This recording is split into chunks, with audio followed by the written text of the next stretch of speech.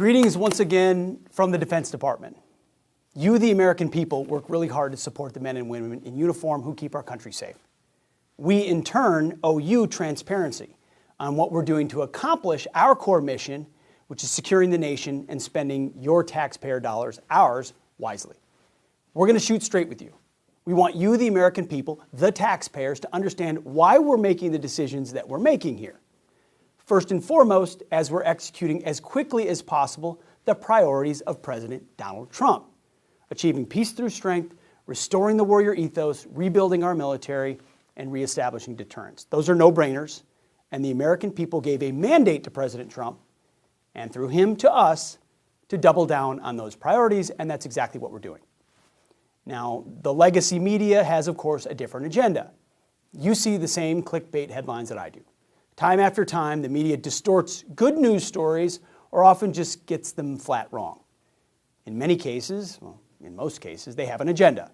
Other times, they are just lazy, as they often are, and they don't take time to actually understand the facts.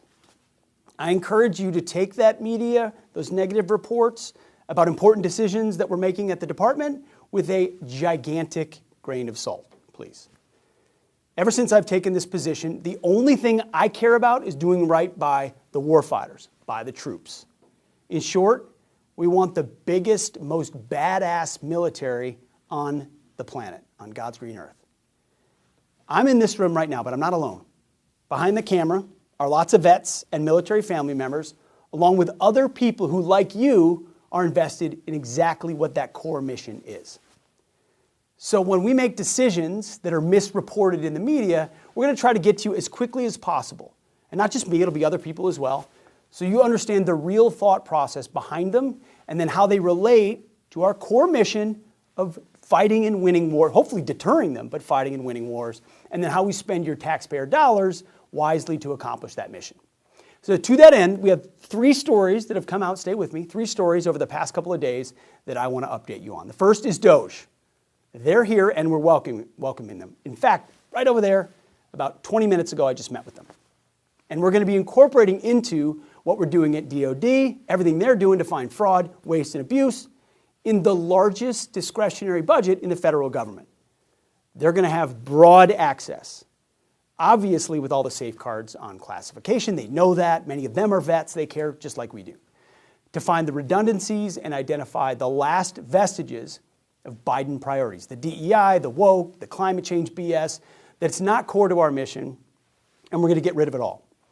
With DOGE, we're focusing as much as we can on headquarters and fat and redundancies and top-line stuff that allows us to reinvest elsewhere. We welcome DOGE, and finding those efficiencies is how we save taxpayer dollars. That is a good thing that, of course, is being distorted through the media, their hyperventilation, and it just goes entirely unreported for the most part. Now, the second story in the news is our work reorienting the budget that we inherited. We inherited that budget 1 month ago from the Biden administration. We are refocusing, that's a key word, our existing budget away from the Biden priorities that, frankly, were all over the map to President Trump's priorities of building a lethal fighting force. The media wants to call these exclusively cuts, but it's the opposite, of course, as always is the case. I've got the memo right here. It's clear as a bell. Now, beginning right away, we are pulling around 8% or $50 billion from the Biden budget. We're planning, this is planning for this year, that we will move away from woke Biden-era non-lethal programs and instead spend that money on President Trump's America First, Peace Through Strength priorities for our national budget. First of all, remember, this is all planning. We're asking the services to plan. So it's not a cut. It's refocusing and reinvesting existing funds into building a force that protects you, the American people. We also list on page 2, which I've marked up here in our memo, what is not part of the 8% refocusing of funds. It's stated very clearly here. Southwest border activities, combating transnational criminal organizations, an audit, nuclear modernization, Virginia-class submarines, the Golden Dome or Iron Dome, one-way attack drones, UAVs, cybersecurity, core readiness, training, the defense industrial base, and it goes on. They and other key programs are off the table under this program. They're too important, as are many other things. So this is great news for taxpayers and for our national security. That's a full stop. We'll just put a period on that one.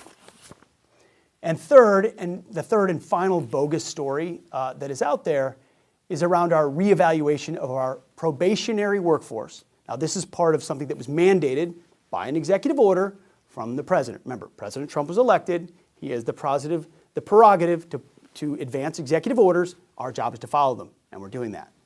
This reevaluation of probationary employees is being done across government, not just at the Defense Department, but we believe in the goals of the program, and our leaders are carrying out that review carefully and swiftly.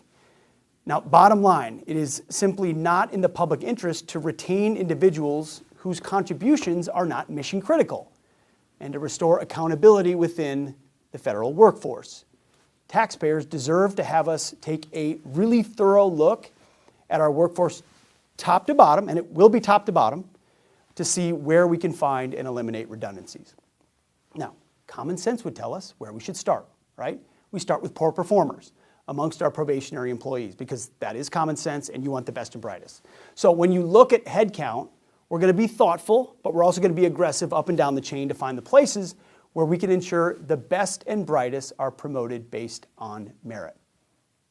And then we're going to go out, we're going to put out a hiring freeze and take more time to identify on a performance-based standard who we're going to hire and reward hard-working employees who are central to the core warfighting mission. So we're going to take a little bit more time, make sure top to bottom we're doing a review. Those who we need, who are the best and brightest, are going to stay.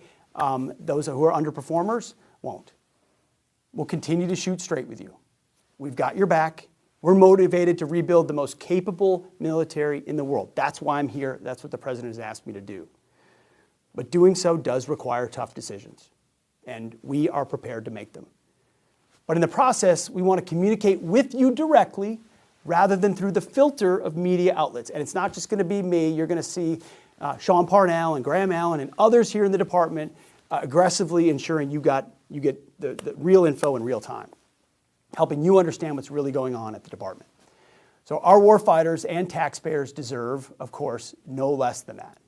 And we'll keep reporting back to you from time to time what we're seeing, and we appreciate your support. We're not going to get everything perfect, but we're going to do it earnestly, and we're going to do it on behalf of President Trump's leadership in making our military once again the most lethal, badass fighting force on the planet to keep our country safe. God bless you, and we're going to keep fighting.